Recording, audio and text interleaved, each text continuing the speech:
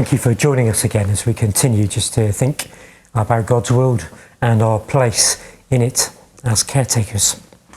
We've had a chance to wonder with two of the Psalms this week at God's amazing diverse creation, to remind ourselves that we are made in the image of God, that each one of us has immense possibilities for being creative in our service of God and in our caretaking call for creation. We also focused on the amazing words of Psalm 148 that tells us that all of creation worships God, from the smallest creature to the largest of stars. And how, as we focus on this should lead us to worship God, to see God as the centre of everything. So on the one hand, we've seen our significance in being called to be caretakers, partners in God's creation. But also on the other hand, we've seen our insignificance in respect to the whole cosmos, which worships the Creator, with or without our input. If we fail to see God as the centre of all things and instead put ourselves as the centre, then we are working against creation. We will contribute to it running out of kilter. We'll contribute to the twisting the good order made by God into the darkness and the chaos caused by humankind.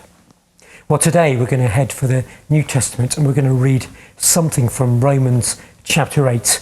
Romans 8 verses 18 to 28. Romans 8, 18 to 28. Let's read together. I consider that our present sufferings are not worth comparing with the glory that will be revealed in us. For the creation waits in eager expectation for the children of God to be revealed. For the creation was subjected to frustration, not by its own choice, but by the will of the one who subjected it, in hope that the creation itself will be liberated from its bondage to decay and brought into the freedom and the glory of the children of God. We know that the whole creation has been groaning as if in the pains of childbirth right up to the present. Not only so, but we ourselves who have the first fruits of the Spirit groan inwardly as we wait eagerly for our adoption to sonship and the redemption of our bodies. For in this hope we were saved. But hope that is seen is no hope at all. Who hopes for what they already have? But if we hope for what we do not yet have, we wait for it patiently. In the same way the Spirit helps us in our weakness. We do not know what we ought to pray for, but the Spirit himself intercedes for us through wordless groans. And he who searches our hearts knows the mind of the Spirit, because the Spirit intercedes for God's people in accordance with the will of God. And we know that in all things God works for the good of those who love him, who have been called according to his purpose. In the opening chapters, the opening half of Paul's letter to the Roman Christians, Paul spends a great deal of detail and time and effort and energy in explaining the gospel. Now, I don't know if you've ever linked in our call to be caretakers of creation with the gospel, but it seems to me that in this chapter of Romans, Paul clearly brings the two together. Paul says things like, creation is eagerly waiting, expecting for the children of God to be revealed. Creation was subjected to frustration and is currently groaning as if it were in childbirth. Creation will be liberated from its bondage to decay and find freedom. Well, let's think about some of these statements for a few moments. Perhaps they'll change our perspective. So Paul says creation itself will be liberated from its bondage to decay, brought into the freedom and glory of the children of God. Doesn't this sound like what the gospel, the good news of Jesus, has done for us? Don't we believe that on the cross Jesus freed us from slavery to sin and from death? And he allows us to know the freedom and the glory of a relationship with God. Isn't Paul saying here that our futures and all of creation's futures are tied together? What Jesus has done on the cross isn't just for humankind, but for the whole of creation. Paul ties us into it. Creation is eagerly expecting, waiting, groaning in child pains, looking for new birth. And the hope of creation is found in us, in those of us called the children of God.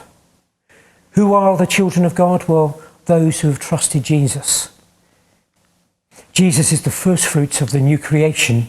We will one day be fully like Jesus, made new. But Jesus has already started that work in us. Of course, it won't be complete until he returns. But in some amazing way, creation looks at what God has started in us, his work of renewal and recreation.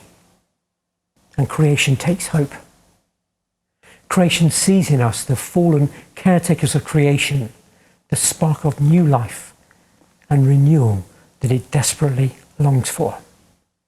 One writer has said this: in God's redeeming mercy, we who cause frustration for our fellow creatures have become a sign of blessing to them instead of a curse. Our fallen humanity speaks of what was lost.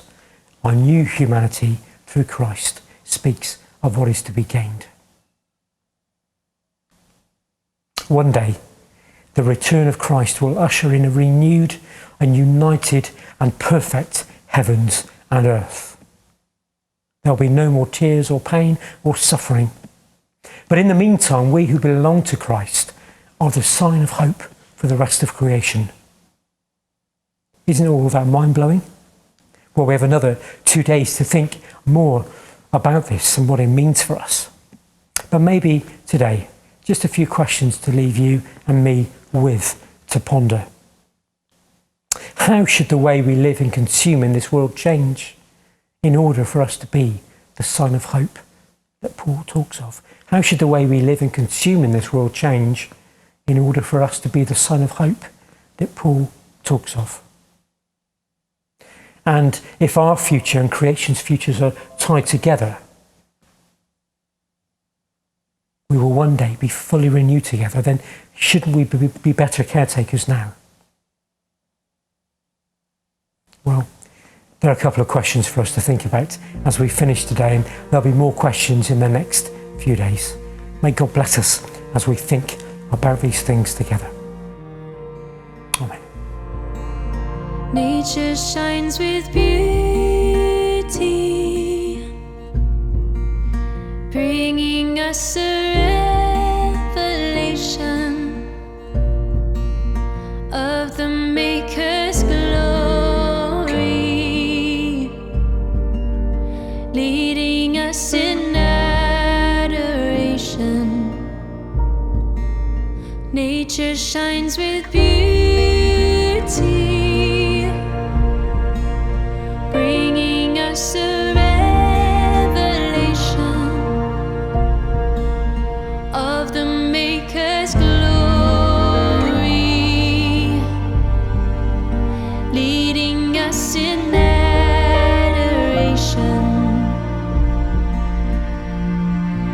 Oh God, who made the stars and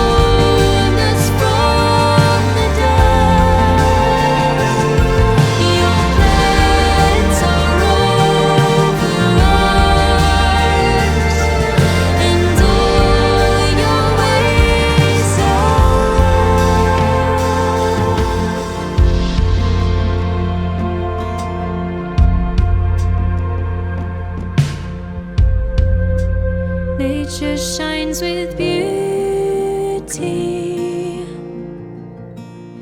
bringing us a revelation